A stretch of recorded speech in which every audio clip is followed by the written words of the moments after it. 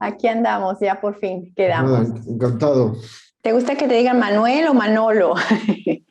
Los amigos, el nombre legal oficial es Manuel. Ok. Los amigos me llaman Manolo y los enemigos prefiero que no me llamen.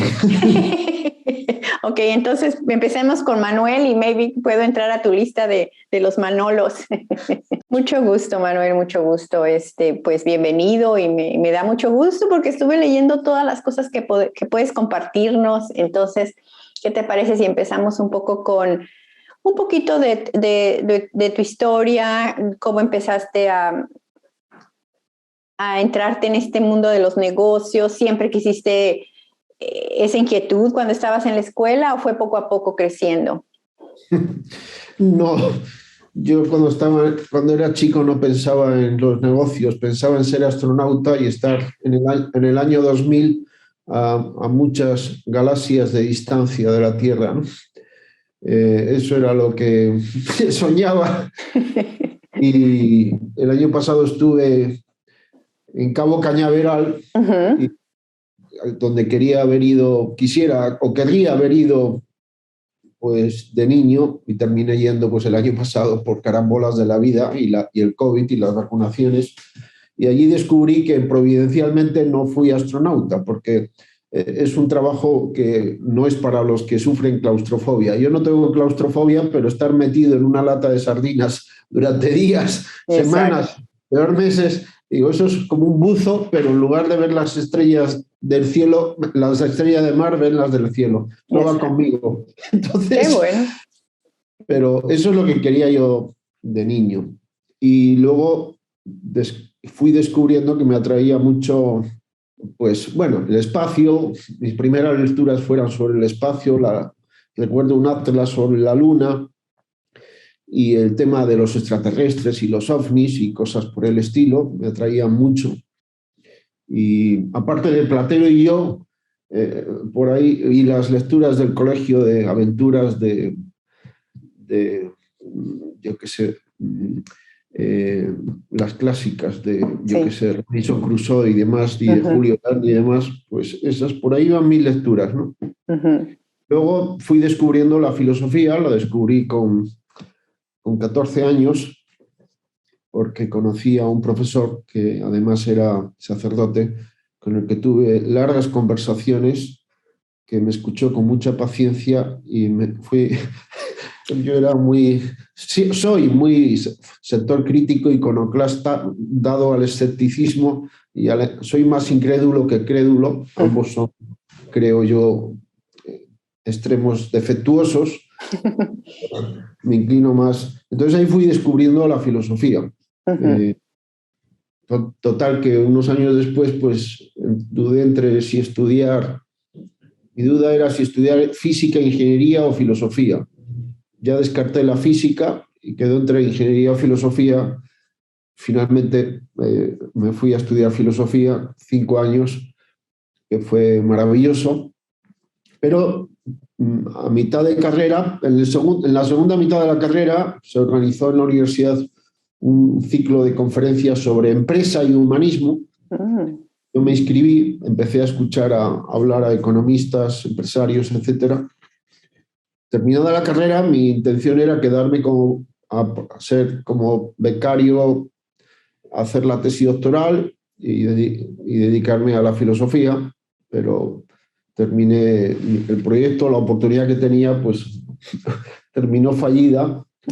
Y el acercamiento al tema de la empresa y tal, pues me hizo acercarme y considerar la posibilidad de hacer un MBA, y postulé al MBA del IES en Barcelona.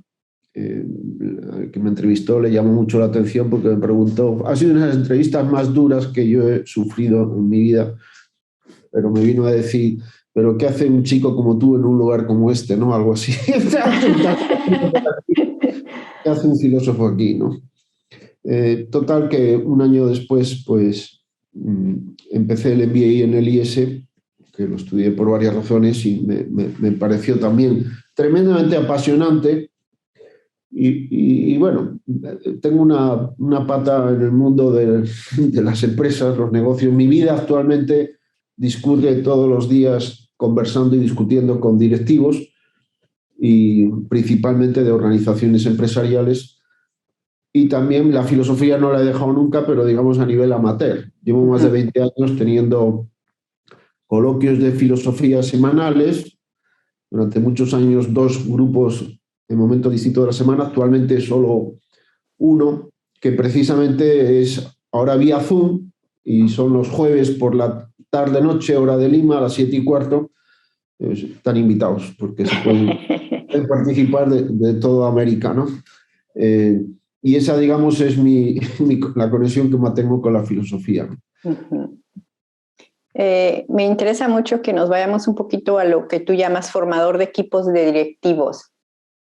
Me imagino ahora que te escucho de que has estado prácticamente muchos años de tu vida conectado en la filosofía, que eso te ha dado la capacidad como de aterrizar muchas veces el pensamiento de los directivos y no quiero llamar analizarlos, pero poder entender de dónde vienen sus aspiraciones, sus ganas de ser buenos en lo que están poniendo afuera como un servicio, como un producto. Platícame un poquito más qué experiencias y cuál fue tu primera experiencia en donde dijiste, de aquí soy, me gusta lo que estoy haciendo. Bueno, terminé en Perú, a muchos miles de kilómetros de distancia de Bilbao. Soy de cerca de Bilbao, no a miles de galaxias de distancia, pero sí unos cuantos kilómetros. Entonces, cruzando el charco y terminé estando en contacto con la Escuela de Dirección de la Universidad de Bilbao, donde me propusieron enseñar y empecé, creo que en el 96. En el aula yo solía ser el más joven del salón, porque los alumnos casi todos eran mayores que yo. Ahora ya no me ocurre así, ahora ya tiendo yo a ser uno de los mayores del salón, ¿no? Que empiezo a tener alumnos jovencitos. Bueno, sí, más jóvenes que yo, ¿no? Pero entonces, para mí fue, bueno, yo ya, la experiencia como profesor y profesor de dirección es muy rica, ¿no? Yo estoy muy contento a lo que me dedico porque me lo paso muy bien y además me gusta y además creo que soy útil. Entonces, y me gano la vida, con lo cual creo que soy un privilegiado, un afortunado.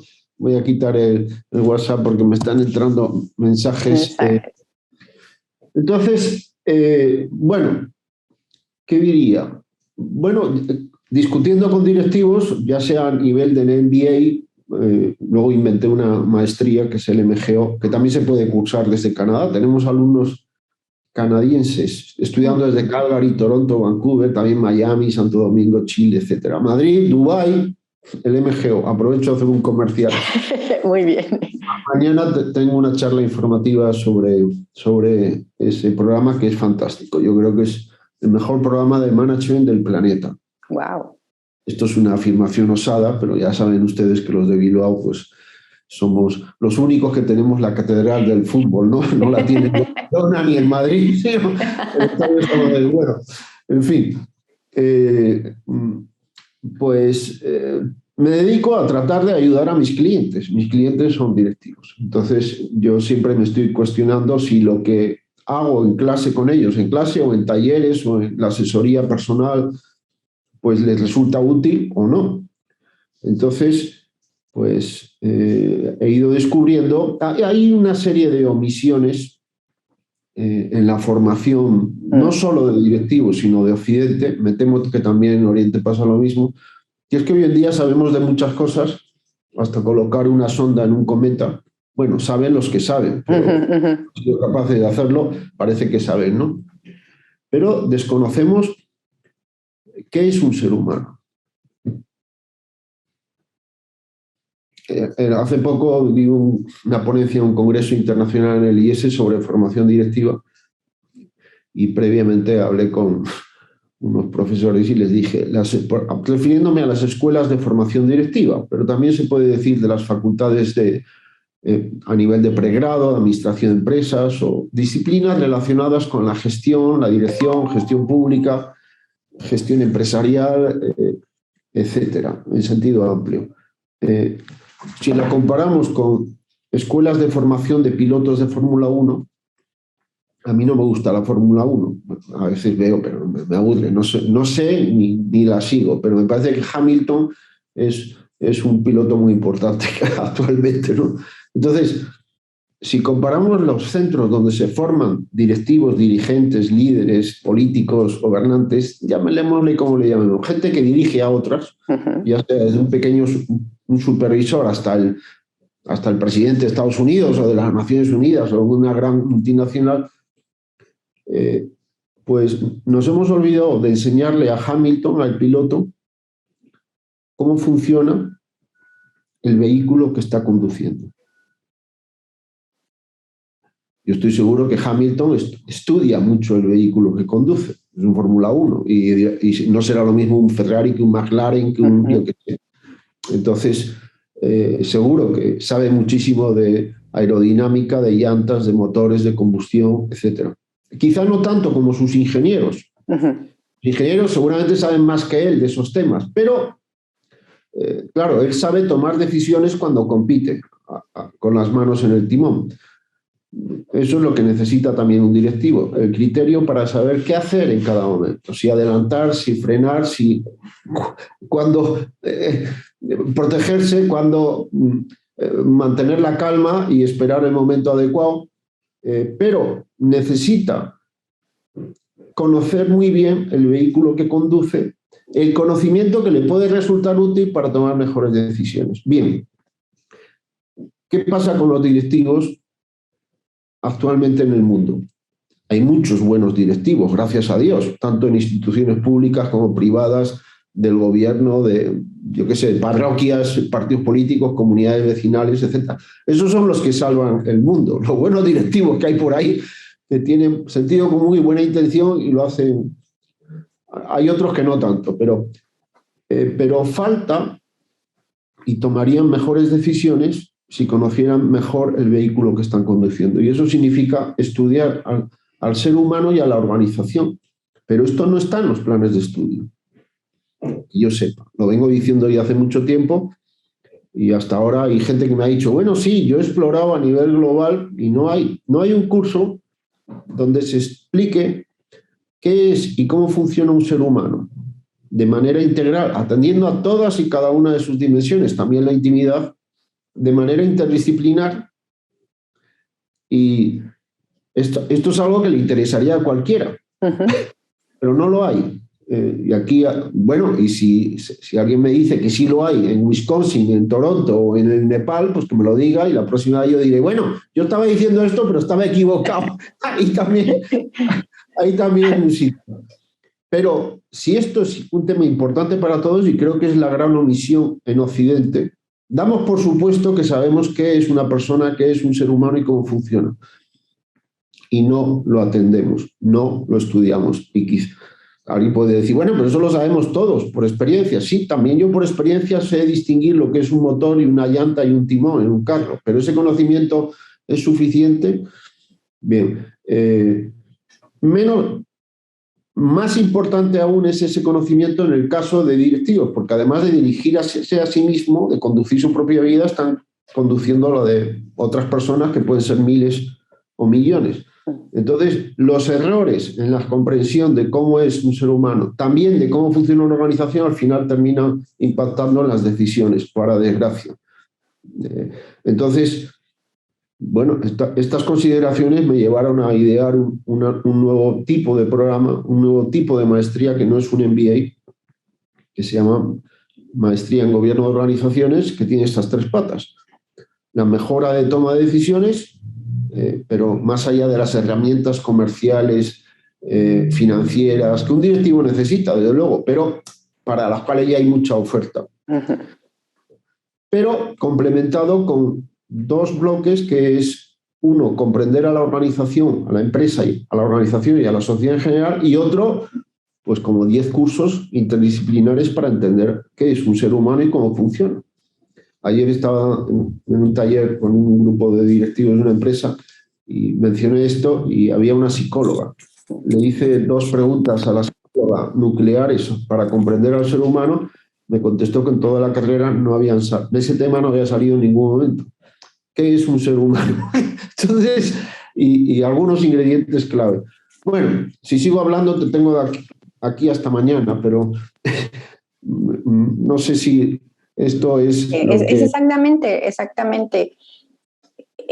Me gusta que puedas compartirnos lo que a lo mejor ni yo comprendía al grado de como tú lo estás poniendo, ¿me entiendes? Y sí es cierto, somos seres humanos y muy pocas personas, muy poca información se enfoca en nosotros. Es el típico cliché de que busca tu pasión. Sí, maestro, pero digo, ¿cómo? ¿Qué es mi pasión? Nadie me ha puesto las cartas sobre la mesa y me dice, bueno, tu pasión puede incluir esto y esto y esto.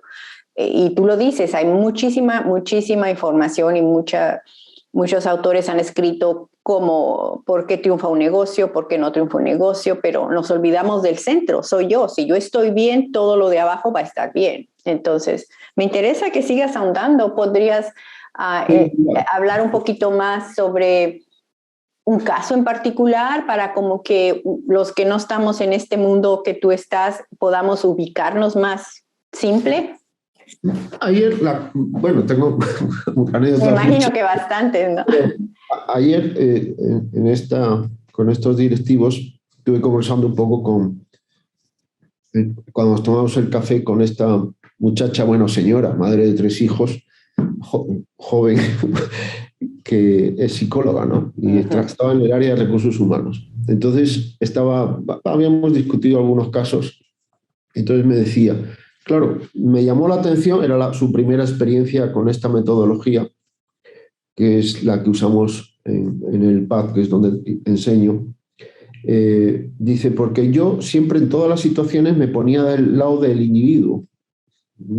Dice, pero ¿cómo le van a hacer esto? ¿Cómo no sé qué tal? Y claro, pero ha ido descubriendo que es que pues también hay que mirar los números, la rentabilidad, ese tipo de cosas que para ella... Entonces, comentaba de otro compañero que se había fijado mucho en una información que estaba en el caso, pues que sí, era una organización que había tenido pérdidas el año anterior, etc. Y claro, dice, bueno, yo le dije, es que hay que tener en cuenta simultáneamente ambos ámbitos. En una organización, pues tiene una lógica de funcionamiento de las organizaciones. Las organizaciones se pueden estudiar desde una gran variedad de puntos de vista. Se puede estudiar como un montaje de procesos, flujos de materiales, de dineros. Se puede ver como un nudo de contratos. Hay muchos tipos de contratos en una organización, ¿no? Laborales, comerciales, financieros, etcétera. Se puede estudiar desde muy variadas perspectivas, pero se puede estudiar y se debe, y esto es crítico para un directivo, desde el punto de vista que está formada por gente, por seres humanos, y también desde el punto de vista de la decisión. El directivo no es un observador de la realidad como quien ve una película o contempla un paisaje, sino que tiene que tratar de mejorar la realidad de la organización que está dirigiendo, sea chiquita, un pequeño negocio, o sea, una cosa muy grande. Es como el médico con el paciente. El médico tiene que tratar, si es un buen médico, si es un médico honesto, de mejorar la salud del paciente. Y la salud del paciente tiene una serie de indicadores. No simplemente su sistema circulatorio, sino también respiratorio, porque si se preocupa de la rodilla, pero se le asfixia, porque no se ha fijado en el conjunto, pues eso es un mal médico. No tiene, puedes ser muy bien intencionado, pero le falta el criterio necesario para ser competente. Entonces, el directivo tiene que cuidar la salud de la organización que está dirigiendo. Y la salud de la organización, de manera análoga al cuerpo humano, hay una serie de aspectos que se estudian, ¿no? Pero hay dos críticos. De la misma manera que si un paciente llega a emergencias, el médico tiene que mirar una serie de factores vitales, porque lo primero que tiene que cuidar es que no se le muera el paciente en los próximos minutos. que le duele la rodilla. Bueno, ya le veremos qué pasa con la rodilla, pero de la rodilla no se va a morir ahora. Pero hay que ver si está respirando bien, si no se está desangrando, es decir, una serie de cosas. Me parece que son 4 las que miran en primer lugar los médicos. Bien, y luego ya. El directivo tiene que también atender a los signos vitales de la organización. Porque hay que evitar que los árboles me impidan ver el bosque. Entonces, los signos, ¿de qué muere una organización? Pues una organización puede morir por 2 temas. Y esto es lo primero que tiene que mirar un directivo.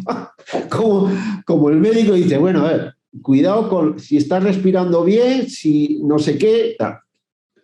Pues uno es la suspensión de pagos. Cuando la organización se queda sin dinero para pagar a las personas que le están exigiendo un pago, ya sea la compañía de electricidad, que a veces te espera un mes, te espera 2 meses, pero como a unos amigos míos les pasó el otro día, les cortaron la electricidad porque llevaban 4 meses sin pagar. Entonces la compañía eléctrica dice, bueno, pero es que ya son 4 meses, era por descuido, se descuidaron. Entonces, claro, si me cortan la electricidad, ya no puedo operar. Lo mismo otro proveedor, lo mismo los empleados, es que no te puedo pagar. Bueno, le espero 1 semana, espero 2 semanas, pero ya hay un momento que dice, mira, si no me paga hoy, mañana no vengo a trabajar. Entonces, la suspensión de pagos, la falta de liquidez es el infarto y la muerte de una empresa. Bueno, el infarto, y si no lo corrige rapidísimo, muere. Como también el paro cardíaco, si no se corrige rapidísimo, hace que una persona muera. Entonces, eso suele ser muy escandaloso, pero es un tema que hay que cuidar. Eso es más importante que las pérdidas, porque una organización puede vivir con pérdidas muchos años, si tiene liquidez. Y una empresa con muchas utilidades puede morir si se queda sin liquidez. Entonces, eso es el tema clave. Esta chica pues empezó a abrirse en la mente y decir, bueno, es que hay unos indicadores de negocio y de dineros que son imprescindibles y esos hay que cuidarlos. Claro, ¿cómo? Bueno, pues ahí está. La Madre Teresa de Calcuta, decía un viejo profesor, le habían dado el Premio Nobel de la Paz y él decía que se habían equivocado. No debían haberle dado el Premio Nobel de la Paz, sino el Premio Nobel de Economía. ¿Por qué? Porque vaya usted a crear una organización multinacional que presta unos servicios muy importantes para sus clientes con gran calidad y hacer esto de manera que el dinero no sea problema ni obstáculo para hacerlo. Pues eso es una genialidad desde el punto de vista económico. Bueno, pues eso es lo que hizo la Madre Teresa de Calcuta. No sé, alguien me dijo que colaboró con ellas hace tiempo, que sus estatutos de la orden les prohíben hacer presupuestos. ¿Y cómo logran que no sea problema el dinero para dar ese servicio de gran calidad a miles de personas en muchos países? Bueno, ya quisieran muchos empresarios que se la dan, de que son grandes empresarios, ser capaces de hacer algo así. Bien, entonces ese es un indicador que hay que cuidar. Cómo va la plata, el dinero, la liquidez. ¿Y cuál es el otro? Este es muy aparatoso. Cuando se queda uno sin dinero, es que no puede ni comer, salvo que te dé crédito el del restaurante. El otro es la justicia. La justicia subjetivamente considerada. ¿Qué quiere decir esto? Que nadie en la organización se sienta injustamente tratado. Con razón o sin ella. A veces la gente se queja de injusticia, pero no tienen razón. Es que no me han ascendido, es que no me suben el sueldo. Esto es injusto. Bueno, a ver, hay que entender bien qué significa justicia. Bueno, porque había una canción de un cantante español hace tiempo, Loquillo y los trogloditas, que a mí me gustaba mucho, que tiene una canción que dice, yo para ser feliz quiero un camión. Entonces decía, bien, yo puedo querer un camión, pero que yo quiera un camión no significa que si no me dan el camión están siendo injustos conmigo, porque yo no tengo derecho al camión. que me gustaría, de acuerdo, pero el otro no tiene obligación de darme el camión. Cuando digo el camión, digo el aumento de sueldo, el ascenso. Distinto es si yo tengo derecho. Y yo he dado un servicio, hemos acordado un dinero, he dado un servicio y no me dan el dinero. Entonces ahí hay una injusticia, porque tengo derecho a ese dinero y el otro tiene el deber de dármelo. Bien, esto da para muchos matices. El directivo tiene que ser muy cuidadoso con la liquidez y tiene que ser hiper cuidadoso con la justicia. ¿Por qué? Porque a diferencia de la liquidez, el infarto llama mucho la atención, pero la diabetes no. Es una enfermedad silenciosa y está destrozando el organismo y el que la tiene no se da cuenta de que tiene diabetes hasta que empieza a haber efectos, pero esos efectos ya llegan mucho después. Entonces, la injusticia va deteriorando silenciosamente a veces no, a veces, pero va deteriorando los cimientos de cualquier organización. La motivación a cooperar, imprescindible en cualquier organización, cooperar de los empleados, de los accionistas, de los clientes, de los proveedores. El directivo tiene que lograr una síntesis de intereses diversos que confluya en que eso marche bien. La injusticia va deteriorando, a veces silenciosamente, y cuando ya explota, dice, ¿pero por qué ha explotado? El tema no es la chispa, sino toda la carga de dinamita que se ha ido acumulando. No es la gota que colma el vaso, sino son las muchas gotas que han ido llenando el vaso. Y el directivo no se ha dado cuenta. Entonces, un directivo tiene que cuidar el negocio y las personas y el negocio, ambas cosas. Si cuida a las personas pero se le cae el negocio, mal negocio y tampoco ayuda a las personas. Si cuida el negocio pero maltratando a las personas, pues ¿para qué el negocio? Y terminará también probablemente cayéndosele el negocio. Entonces, estas dos ideas a mí me sirven. El negocio y las personas y el negocio. Y entender cómo somos los seres humanos y cómo funcionamos y cómo funcionan los negocios, pues ambos temas, como un futbolista tiene que jugar con las dos piernas, no basta una sola, tiene que cuidarlo el directivo, ¿no? ¿Por qué, con tu experiencia, por qué algunas empresas escalan y otras no? ¿Tú crees que es fundamental en los dos pilares que acabas de mencionar? ¿O tendrá que ver también porque tu producto no es lo suficiente bueno, tu servicio o la mercadotecnia? Tú, en tu experiencia, ¿qué has visto? Bueno, hay de todo, como en botica. Es decir, no es fácil crear una empresa, no es fácil que prospere, que se asiente. Los empresarios, los emprendedores que han logrado, tienen muchísimo mérito, hacen un gran servicio a la sociedad, están muy poco valorados. La visión social de la empresa es muy mala, por lo general, me temo, y es injusta, y hay que corregirla, porque las empresas, hay malas empresas y hay malos empresarios también. Hay algunos empresarios que no son empresarios, son unos estafadores o qué sé. Pero las empresas resuelven problemas en la sociedad que no pueden resolver ni los partidos políticos, ni los gobiernos, ni las organizaciones transnacionales, ni las comunidades de vecinos, ni los clubes deportivos, ni las parroquias, ni las iglesias, ni las familias. ¿Quién logra que haya un servicio que nos permita comunicarnos ahora de esta manera? Pues no lo está haciendo un partido político ni un ministerio, una empresa. ¿Quién logra que me pueda sentar o que tenga una planta ahí detrás? O que son empresas. La mayor parte de los asuntos que necesitamos en el día a día y que me resuelven muchos problemas, desde cepillarme los dientes a comerme una hamburguesa rica a precio económico, vestirme, etcétera, lo están solucionando empresas. Son las empresas las que resuelven la mayor parte de los problemas que tenemos los seres humanos. Y tienen mala prensa. Y eso me parece un tema que hay que corregir. Hay que mostrar el valor que las empresas realizan a la sociedad. Y el valor de los empresarios, porque las empresas no nacen por decreto. Alguien dice, créese una empresa. Y luego son vulnerables, porque hay muchas empresas que nacen pero que mueren.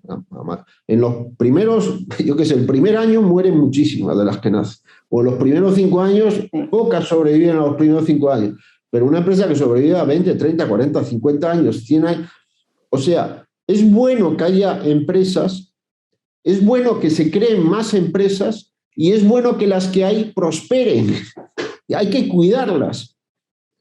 Aunque no sea ya por tu patrimonio personal, porque haces un gran servicio a la sociedad. Y hacen un gran servicio a la sociedad.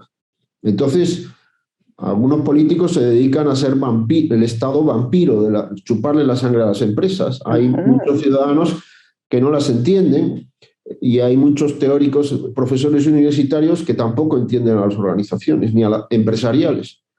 Y eso es un error. Y con esto quiero romper una lanza en favor de los empresarios y de las empresas. Y quizá las empresas también tienen parte de culpa, y los medios de comunicación, etcétera, ¿no? Entonces, el empresario es una persona que tiene, el empresario honesto, que tiene muchas cualidades muy positivas para la sociedad. Porque descubre una necesidad y en lugar de quejarse, pues inventa, desarrolla algo que atiende esa necesidad de transporte, de alimentación, de vestido, de qué sé yo, ¿no? Entonces, pero no es fácil. Entonces hace falta talento, mucho tesón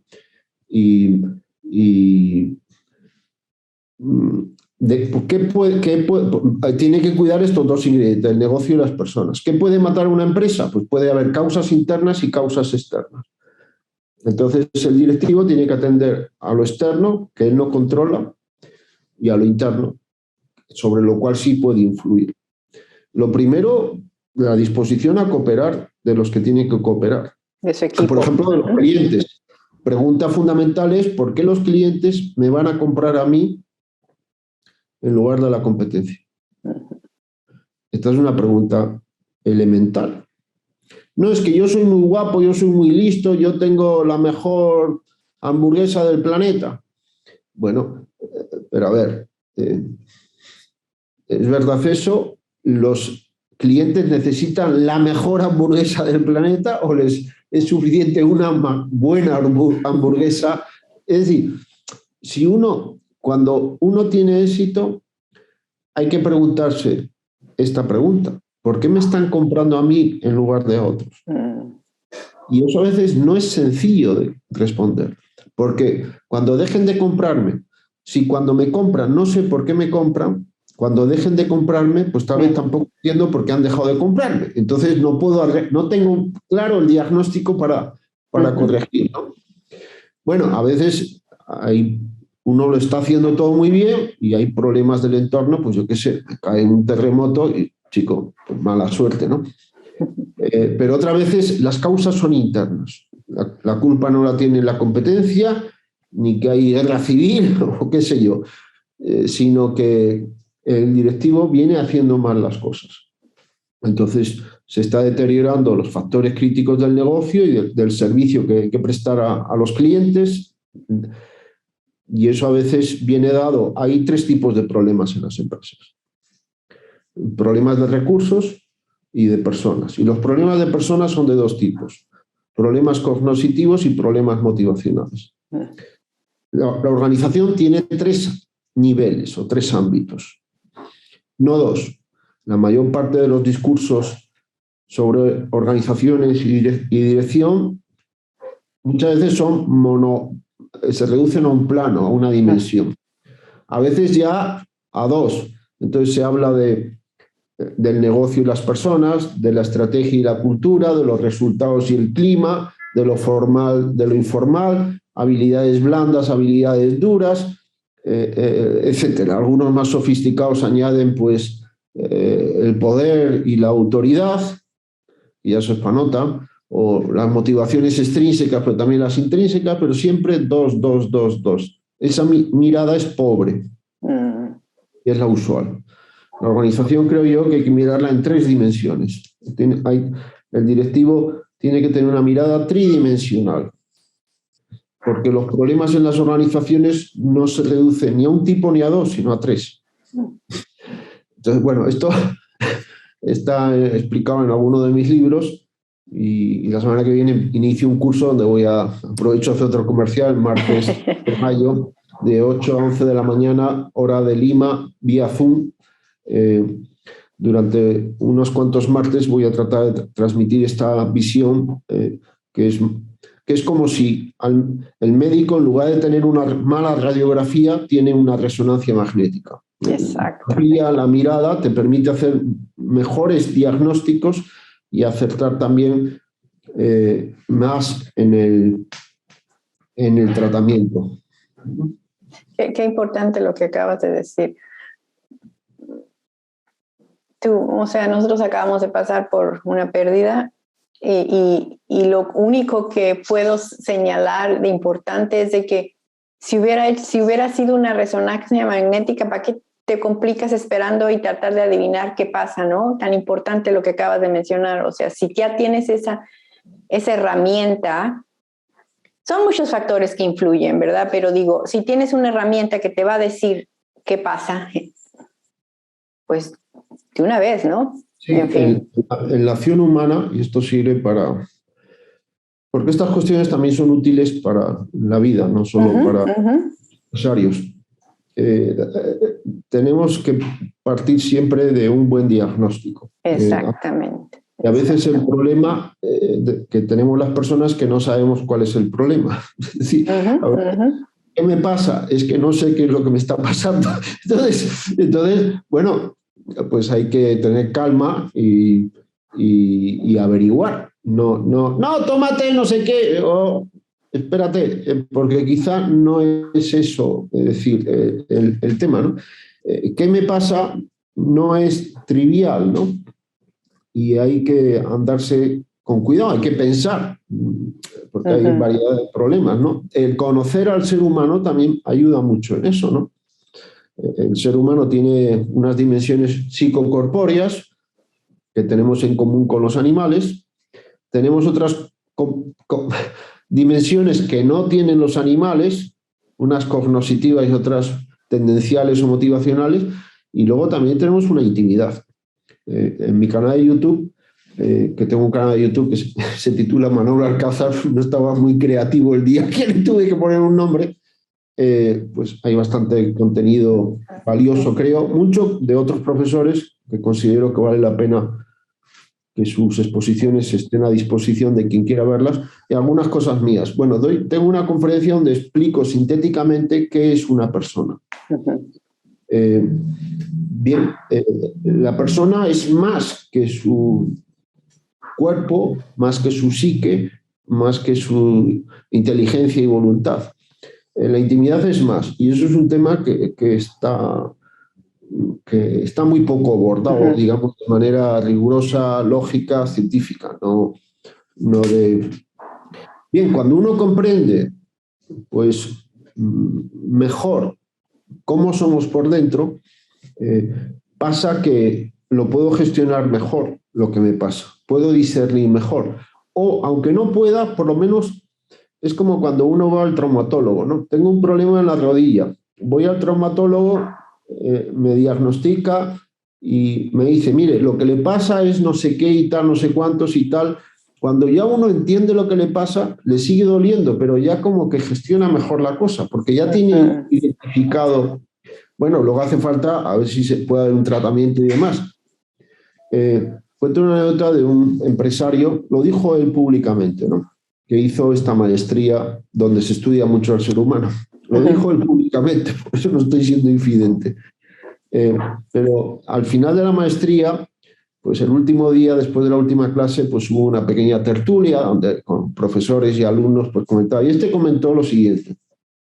Cuando empecé la maestría tenía problemas de una depresión incipiente, o ya tenía algo de depresión. Al mes o mes y medio se me quitó totalmente ese problema de depresión. ¿Y a qué lo atribuyó él?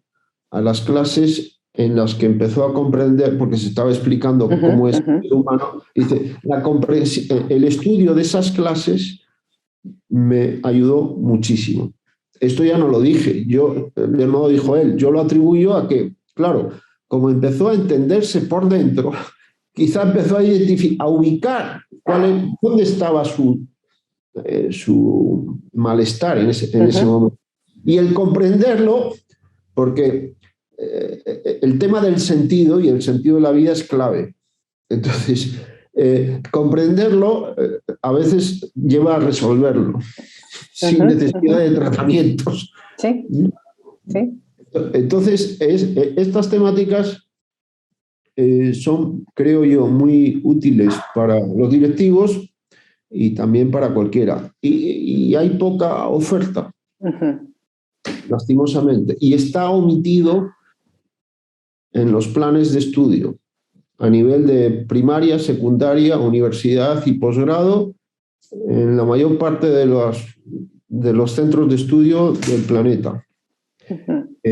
Y es una lástima, pero bueno, estamos intentando poner remedio a eso, por lo menos con el MGO, que se puede cursar también desde Canadá.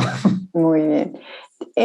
Cuando hablas de directivos, creo yo que es importante a la gente que llamas a tu equipo, teniendo esa capacidad de lo que has estado mencionando, vas a tener la habilidad también de saber a quién llamas a engrandecer tu proyecto.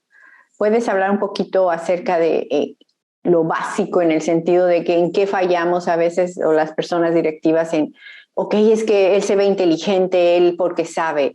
¿Qué dejamos nosotros de poner atención? Obviamente me acabas de hablar de que ni nos conocemos, vamos a hacer decisiones un poco débiles, pero en tu experiencia, ¿qué crees tú que ha sido Temas elementales es, creo yo, la calidad motivacional de las personas con las que me asocio, ya sea porque van a ser empleados, peor aún si van a ser socios de negocio.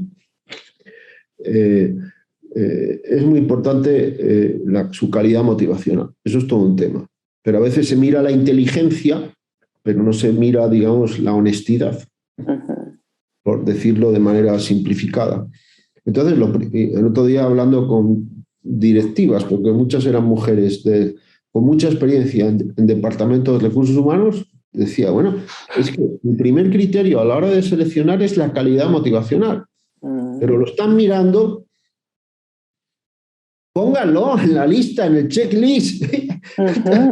Es fácil, no digo yo que sea fácil, pero por lo menos hay que ponerlo, luego hay que mirar y demás. Eso es el primer punto. Diría un segundo punto, las reglas de juego bien marcadas, la cancha de juego, es decir, los contratos. Sí. Yo no creo que sea bueno asociarse al 50-50 con nadie. Bueno, salvo el matrimonio, pero el matrimonio es una cosa y una sociedad es otra cosa. Porque, bien, y los contratos, la cancha bien marcada. ¿Por qué? Hay que marcar bien la cancha. El otro día estuve hablando con un empresario que es multimillonario, tiene muchísimos millones. Entonces sale el tema de los contratos. Y dijimos, ¿para qué sirve un contrato? Pues un contrato para lo que sirve es para saber cómo vamos a proceder cuando nos llevemos mal. Porque cuando todo va bien, nadie mira los contratos. Entonces, cuando nos llevamos bien y vamos a iniciar la asociación, es cuando tenemos que, hasta desde el punto de vista jurídico, dejar la cancha bien marcada. Pensando en qué pasará, cómo haremos. Estamos como el perro y el gato.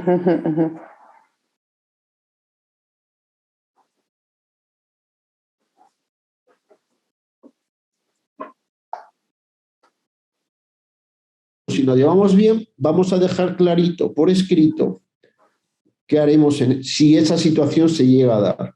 Dios no lo quiera. Entonces, cuando se dé esa situación, no hay nada que discutir, porque digo, bueno, es que aquí está y ya, no hay más que hablar. Tranquilidad, paz.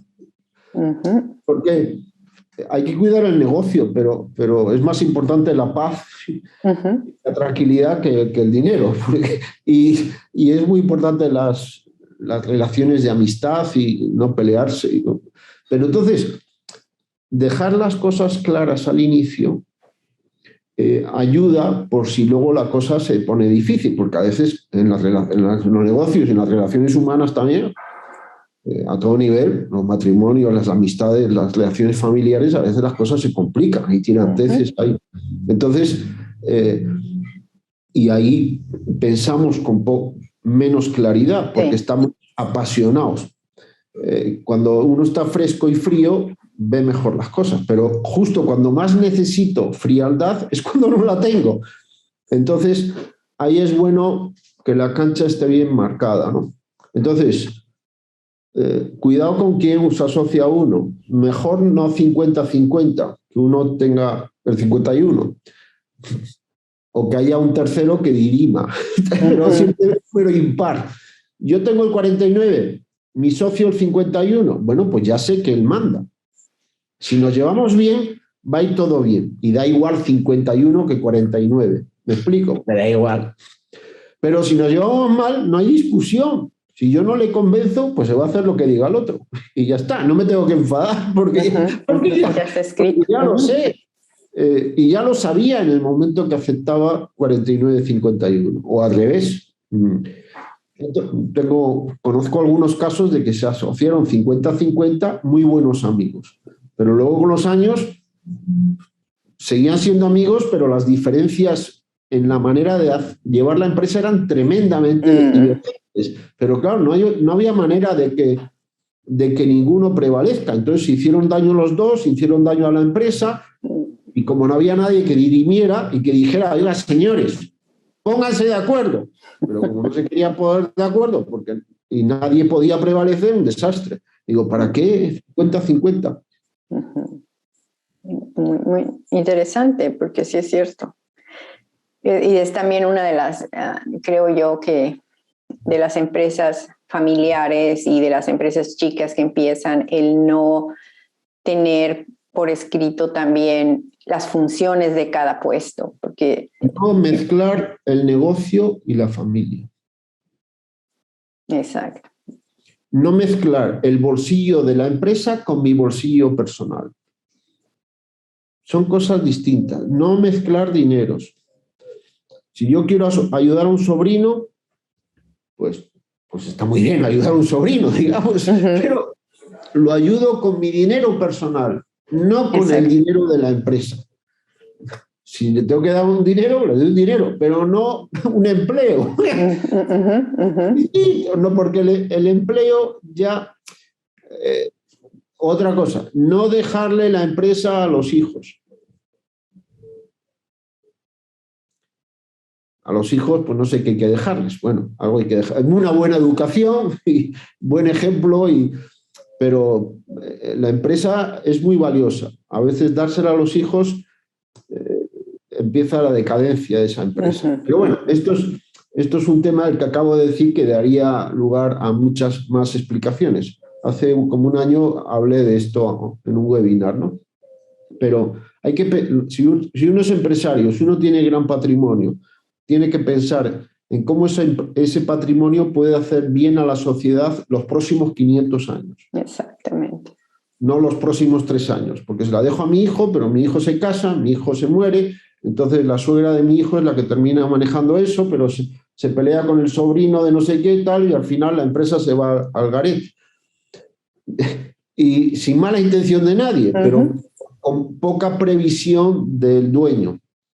Pues quizás se pueden buscar otras fórmulas, pues venda usted la empresa a gente que crea en ella y que la pueda manejar profesionalmente, y con el dinero pues cree usted una fundación que dé becas por los próximos 500 años a muchachos con talento pero sin medios, o qué sé yo. Pero piense y a su hijo déjele no sé qué algo, o a su hija.